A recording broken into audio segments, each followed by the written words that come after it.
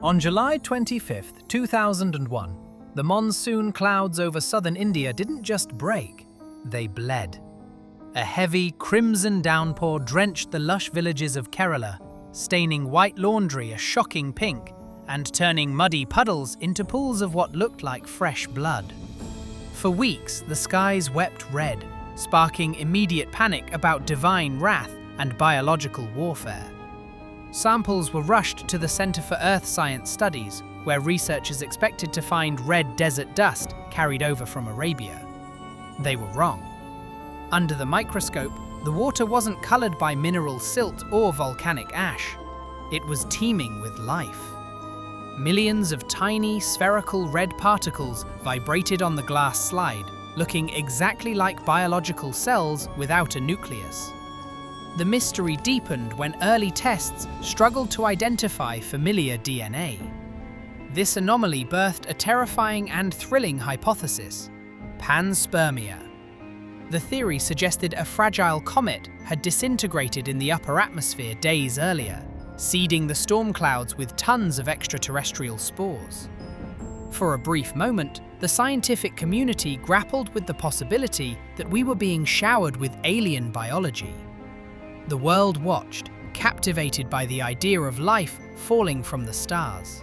But the truth was hiding in the local trees. Subsequent analysis matched the mysterious particles to Trentepolia annulata, a terrestrial green algae living on local bark. The heavy monsoon winds had triggered a massive release of spores, which turned a vivid, stress-induced red before washing down on the villages below. It wasn't an invasion. It was a rare, perfect storm of biology. Yet, looking at that blood-red horizon, the line between Earth's secrets and the cosmos feels thinner than ever. We are still just one strange rainstorm away from questioning everything we know. It began as a lie. On a Sunday afternoon in March, the air was warm, and a gentle rain washed over the cobblestones, lulling the most advanced city in America into a fatal sense of security. But by midnight, the temperature crashed, and New York City didn't just freeze, it vanished. The Great Blizzard of 1888 didn't fall from the sky, it attacked horizontally. Winds screaming at 85 miles per hour turned the rain into blinding needles of ice, instantly burying the metropolis under a white, suffocating blanket. By dawn, the impossible had happened. The elevated trains, the iron arteries of Manhattan, were paralyzed. Steam engines froze on the tracks, leaving hundreds of passengers marooned 30 feet in the air, suspended in a howling white void. Below them, the streets were no longer roads, they were canyons of death. Snowdrifts piled 50 feet high, swallowing brownstones up to the third-story windows. The city's infrastructure became its own trap. Telegraph and telephone poles snapped under the weight of wet snow, sending live wires hissing and sparking into the drifts, cutting off all communication with the outside world. New York was deaf, dumb, and blind. Desperation took hold. Police and firemen, blinded by the gale, didn't walk. They tunneled like miners through solid walls of white to reach victims buried just feet from their front doors. The isolation was so absolute that the East River, a churning tidal strait, choked on ice and froze solid.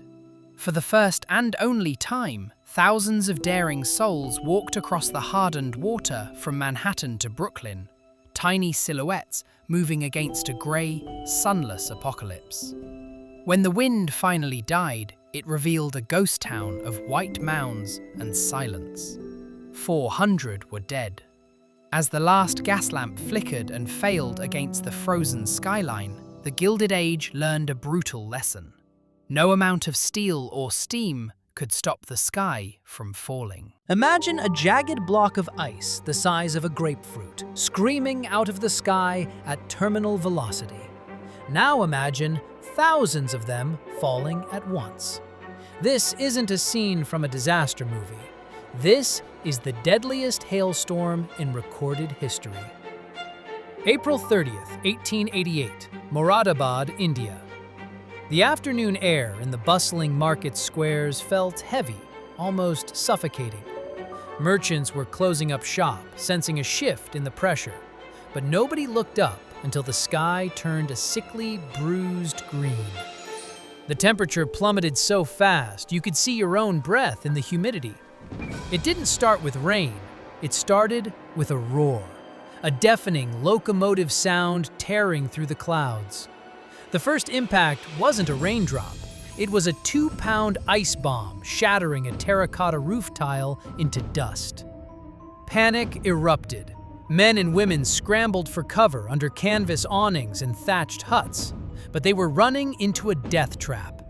These weren't normal hailstones, they were artillery fire. The ice punched straight through sturdy roofs, crushing skulls and snapping bones instantly. There was nowhere to hide. If the impact didn't kill you, the sheer weight of the accumulated ice buried you alive. Within minutes, the roar vanished, replaced by an eerie, winter-like silence. The tropical heat was gone, replaced by a frozen wasteland. British officers and local survivors emerged to a sight that defied logic. The streets were paved in white. Over 246 people lay dead, battered by nature's sheer, blunt force. Thousands of cattle were stiff, frozen in the fields. We often fear tornadoes or hurricanes, complex storms with names. But in Moradabad, the sky simply decided to throw stones. It remains the single most lethal hail event ever documented, a terrifying reminder that sometimes the most dangerous thing in the world is just frozen water falling too fast. It wasn't a storm. It was a moving mountain of earth, 1 mile high and 200 miles wide, coming to swallow the world whole. On an otherwise quiet Sunday in April 1935, the sky over the Great Plains didn't just darken, it turned a bruised, violent purple. Birds fell silent, the temperature dropped 40 degrees in a minute, and then the horizon simply ceased to exist.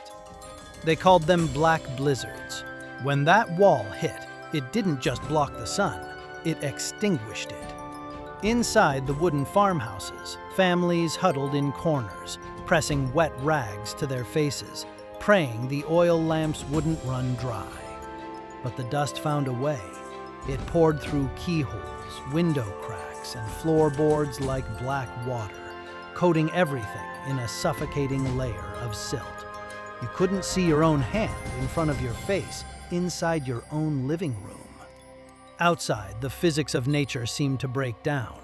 The air was so charged with static electricity that barbed wire fences glowed with a ghostly blue fire.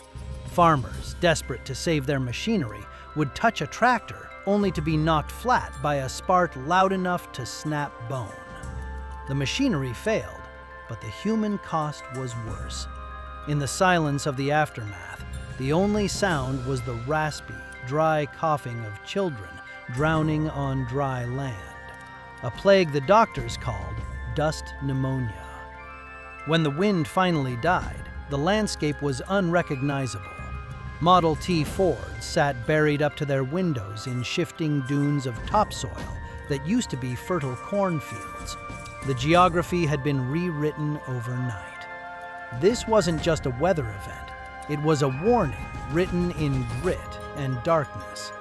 We learned the hard way that when you push the land too far, eventually the earth rises up to break you. Imagine walking out your front door, looking up at a darkening sky, and feeling warm droplets hit your face, only to realize the heavens are literally bleeding. For a remote village in 19th century Europe, this wasn't a weather anomaly. It was the apocalypse. One minute, the town is bustling with daily life, housewives hanging crisp white linens to dry. The next, those sheets are splattered with deep, crimson streaks. Panic didn't just spread, it exploded. Men in waistcoats and top hats stood frozen in the cobblestone streets, paralyzed as red puddles began to pool around their leather boots. You can hear the church bells ringing frantically, the sanctuaries flooded with terrified families, convinced that Judgment Day had finally arrived. They begged priests for salvation while the sky continued to weep what looked, smelled, and tasted like blood. The psychological weight of that moment is almost impossible for us to grasp today. But if you could pull the camera back, way back, and look through a modern lens, the horror story collapses into a geography lesson. Thousands of miles south, a massive thermal wind was tearing across the Sahara Desert. It wasn't lifting souls, it was lifting sand. Specifically, iron-rich, rust-colored dust. This fine powder was carried high into the upper atmosphere, riding invisible air currents across the Mediterranean Sea. It traveled for days, suspended above the clouds, until it collided with a European storm front.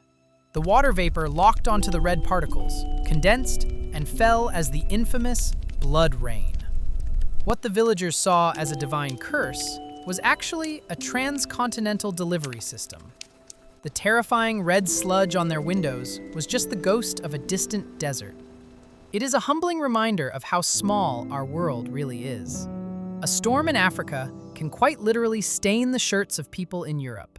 We fear what we don't understand, but sometimes the monster in the sky is just a little bit of dust. Every year, deep in the lush mountains of Honduras, The sky turns an apocalyptic black. Thunder shakes the foundations of the earth, and something impossible happens. It isn't just water falling from these dark, swirling clouds. It's fish. Thousands of living, silver fish plummeting onto the streets of Euro. This is the Lluvia de Peces, a mystery that has baffled scientists and blessed locals for over a century. It always begins with a terrifying violence. The tropical heat breaks as winds scream through the valley, forcing families to barricade themselves inside their colorful homes. For hours, the world outside is nothing but grey chaos. Heavy rain battering the tin roofs and blinding flashes of lightning. It feels like the end of the world. Then the clouds part, the sun breaks through the mist, and the silence returns.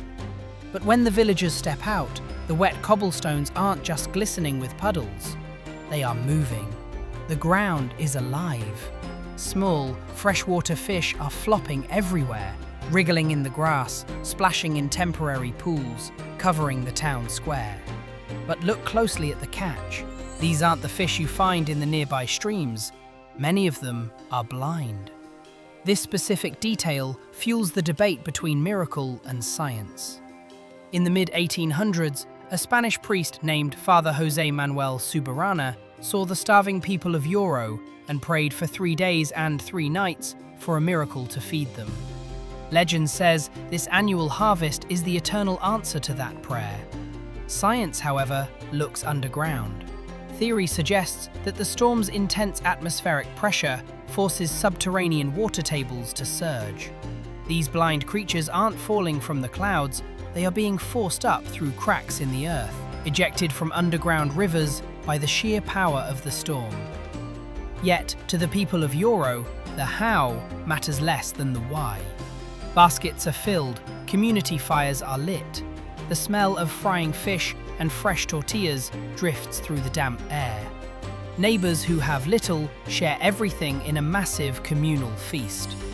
In Euro, the storm isn't a disaster to fear, it's a promise kept. the most dangerous projectile in Tokyo that afternoon wasn't a missile.